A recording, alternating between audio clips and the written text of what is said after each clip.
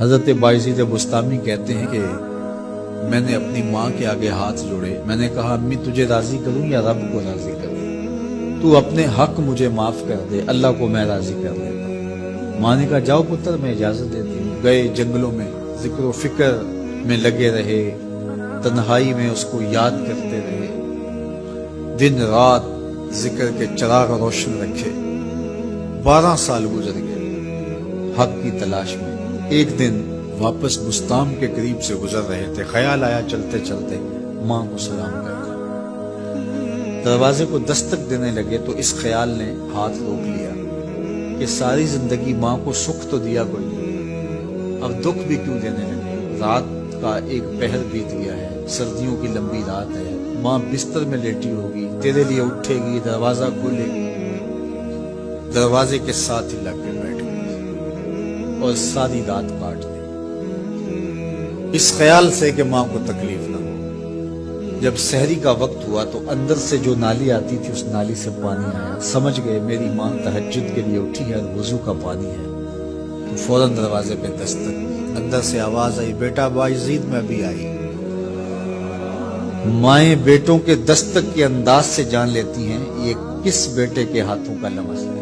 12 سال کے بعد آئے، دستک دی، کہا بیٹا بایزید میں بھی آئی۔ ماں کی تو نگاہیں ہی دروازے پہ رہتی ہیں۔ اللہ اکبر۔ کہتے ہیں کہ ماں نے دروازہ کھولا، 12 سال جنگلوں کی خاک چھانتے بیت گئی تھی، پراگندہ صورت، بکھرے ہوئے بال، پھٹے ہوئے کپڑے۔ میری ماں کی جب نگاہ میرے پہ پڑی تو اس کی چشمان سے موٹے موٹے آنسو ٹپکنے لگے اور اس نے ایسے ہاتھ پھیلا کے کہا مالک میرا بیٹا بایزید تیری طلب میں نکلا تھا، تو نے ابھی تک اسے اپنا قرب نہیں دیا۔ حضرت بایزید بستامی کہتے ہیں 12 سال کی ریاستوں سے جو کچھ نہیں ملا تھا ماں کے اٹھے ہوئے ہاتھوں سے مل گیا۔ میں نے کہا مالک میں تجھے کہاں ڈھونڈ رہا ہوں، تو کہاں موجود ہے؟ تو ماں باپ کی رضا اللہ کی رضا کا دروازہ کھولتی ہے۔ جن لوگوں کے ماں باپ ناراض ہیں اور وہ جا کے پیر صاحب کی خدمت کرتے ہیں اور میاں ماں کے قدم چھو، باپ کی ٹانگیں دباؤ، ان کی خدمت کرو، تمہارے پہلے مرشد وہ ہیں، ان کو راضی کرو، پھر کسی شیخ کامل کی صحبت میں آنا، دیکھو کیسے دل کی بند کھڑکیاں کھلتی ہیں۔ ایک مرشد تو ناراض کر رہا ہے اور دوسرے مرشد سے تمہیں کیا ملے گا؟ تو راستہ یہیں سے کھلے گا۔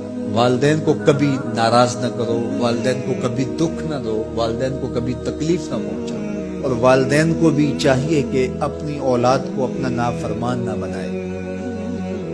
ایک بزرگ فرماتے ہیں کہ مجھے برابر 30 سال ہو گئے ہیں کہ میں اپنی اولاد کو کوئی حکم ہی نہیں دیا، کوئی حکم نہیں دیا۔ کوئی چیز مجھے چاہیے بھی ہوتی ہے تو میں بصیرہ عمل نہیں کہتا، بلکہ ایسے ہی بات کرتا ہوں۔ پانی چاہیے تو یہ نہیں کہتا بیٹا پانی لے کر آؤ، میں ویسے ہی کہتا ہوں پیاس لگی ہوئی ہے، تو اگر وہ سمجھ جائے اور وہ خود لے آئے تو اچھی بات ہے، لیکن اگر وہ نہ لائے تو میں نے اس کو حکم ہی نہیں دیا، امر ہی نہیں کیا، تو اس امر کی مخالفت ہی لازم نہیں آئے گی۔ تو کہا 30 سال برابر گزر گئے ہیں، میں نے اپنی اولاد کو حکم نہیں دیا کہ کہیں وہ میری نافرمان نہ ہو جائے، کیونکہ اگر وہ نافرمان ہو گئی پلے کچھ نہیں رہے گا۔